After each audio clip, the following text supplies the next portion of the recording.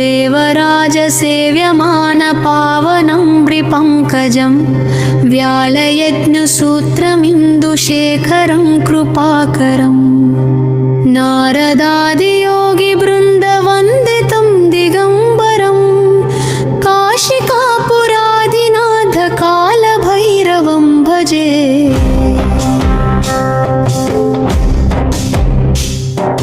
भानुकोटिभास्वरं भवद्धितारकं परं नीलकण्ठमीप्सितार्धदायकं त्रिलोचनं कालकालमम्बुजाक्षमक्षशूलमक्षरं काशिकापुरादिनाथकालभैरवं भजे।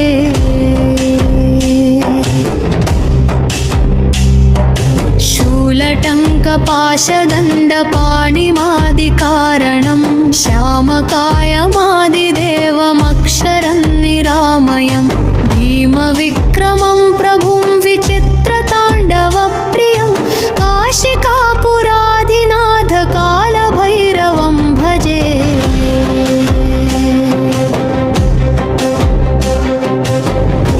मुक्तिदायकं प्रशस्तचारुविग्रहं भक्तवत्सलं स्थिरं समस्तलोकविग्रहं दिग्वणन्मनोजुहेम किङ्किणीरसकटिं काशिकापुरादिनाथकालभैरवं भजे।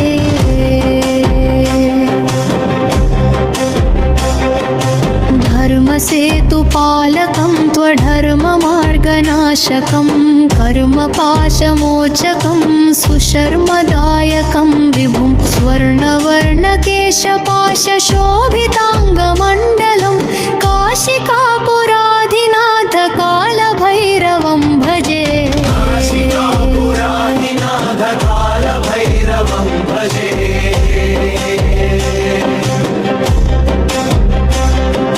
रत्नपादुकाप्रभाभिरामपादयुग्मकं नित्यमद्वितीयमिष्टदैवतं निरञ्जनं मञ्जुदर्पणाशनं कराळदंष्ट्रमोक्षदं काशिकापुरादिनाथकालभैरवं भजे।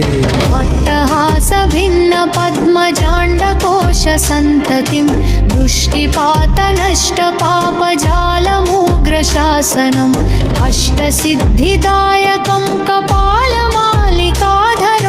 काशिकापुरादिनाथकालभैरवं भजे।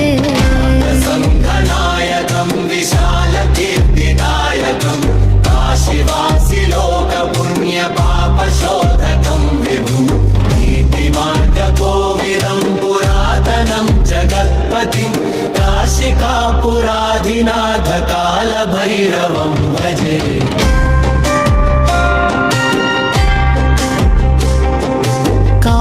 कालभैरवाष्टकं पठन्ति ये मनोहलं भानमुक्तिसाधकं विचित्रपुण्यवर्धनं शोकमोहलोभदैन्यकोपतापनाशनं ते प्रयान्ति कालभैरवं हृसन्निधिं ध्रुवम्।